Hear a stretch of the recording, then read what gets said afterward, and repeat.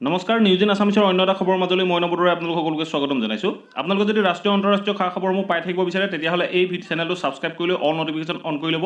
এই চেনেলটোৰ জৰিয়তে মই ৰাষ্ট্ৰীয় আন্তঃৰাষ্ট্ৰীয় খবৰসমূহ আনি থাকোঁ। গতিকে আহক এতিয়া খবৰটো চাই লওঁ। খবৰ ওলাইছে যে ভাৰতৰ কেইবাজনো উচ্চপদস্থ বিষয়াৰ মোবাইল ফোন হেক কৰিবলৈ যত্ন কৰা হৈছে। তাৰ ভিতৰত আছে ভাৰতৰ কেইবাজনো ইউনিয়ন মিনিষ্টাৰ, ভাৰতৰ ছিকিউৰিটি কাউন্সিলৰ লগত জড়িত বহুকেইজন ব্যক্তি, কেইবাজনো জাৰ্নেলিষ্টৰ মোবাইল ফোন হেক কৰিবলৈ যত্ন কৰিছে বুলি এটা খবৰ ওলাই পৰিছে। গতিকে খবৰটোৰ বিষয়ে সকলোখিনি জানিম। আপোনালোকে ভিডিঅ'টো স্কিপ নকৰাকৈ শেষলৈকে চাই থাকিব। আপোনালোকে এই ভিডিঅ'টোৰ জৰিয়তে জানিব পাৰিব যে এনেধৰণৰ কি খবৰ ওলাইছে বা এনেধৰণৰ এনেকুৱা কি এপ্লিকেশ্যন ওলাইছে যিটো এপ্লিকেশ্যনৰ জৰিয়তে ভাৰতৰ উচ্চপদস্থ বিষয়াসকলৰ বা এজন সুপ্ৰিম কোৰ্টৰ জাজৰো ফোনটো হেক কৰিব পৰা যায়।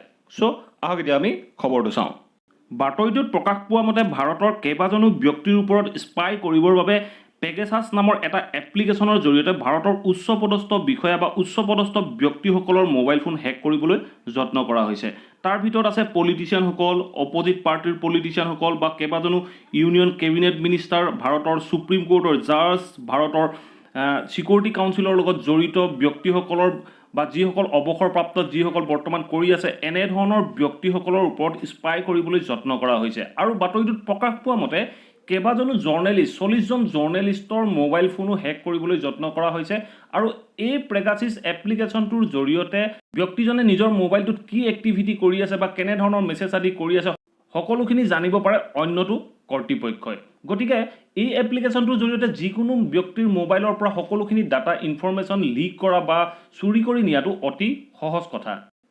এই পেগাছাছ এপ্লিকেশ্যনটো ডেভেলপ কৰা হৈছিলে ইজৰাইলত 2016 চনত। 2016 চনত হোৱা কিছুমান এক্টিভিটিৰ পৰা ধৰা পৰিছিল যে পেগাছাছ নামৰ এপ্লিকেশ্যনটোৰ জৰিয়তে যিকোনো এজন ব্যক্তিৰ মোবাইলটো কোনো অন্য এজন ব্যক্তিয়ে নিজৰ কণ্ট্ৰললৈ নিব পাৰে বা সেই ব্যক্তিজনে নিজৰ মোবাইলটোত কি এক্টিভিটি কৰি আছে, কেনেধৰণৰ মেছেজ কালৈ দিছে, সকলোখিনি চাব পাৰে অন্যজন ব্যক্তিয়ে।